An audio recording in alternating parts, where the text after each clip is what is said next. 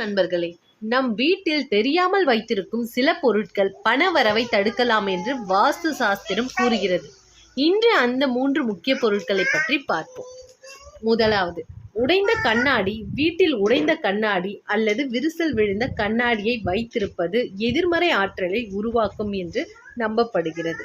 இது மன அமைதியையும் பண வரவையும் பாதிக்கலாம். எனவே உடனே அகற்றுங்கள். இரண்டாவது, வேலை செய்யாத கடிகாரம். நின்று போன கடிகாரம் வாழ்க்கையின் முன்னேற்றம் தடைப்படுவதை குறிக்கும் என்று வாஸ்து கூறுகிறது. வீட்டில் செயல்படாத கடிகாரம் இருந்தால் சரி செய்யுங்கள் அல்லது மாற்றிவிடுங்கள். உடைந்த சாமி சிலைகள் அல்லது படங்கள். உடைந்த சாமி சிலைகள், கிழிந்த படங்கள் ஆகியவற்றை பூஜை அறையில் வைத்திருப்பது நல்லதல்ல. அவற்றை முறையாக அகற்றி புதியவற்றை வைத்துக் கொள்ளுங்கள். இந்த 3 விஷயங்களை கவனித்தால் வீட்டில் நேர்மறை ஆற்றல் அதிகரித்து மன நிம்மதியும் செழிப்பும் வளர உதவும். இந்த தகவல் உங்களுக்கு பயனுள்ளதாக இருந்தால் லைக் அண்ட் ஷேர் செய்து சப்ஸ்கிரைப் செய்யுங்கள். நன்றி, வணக்கம்.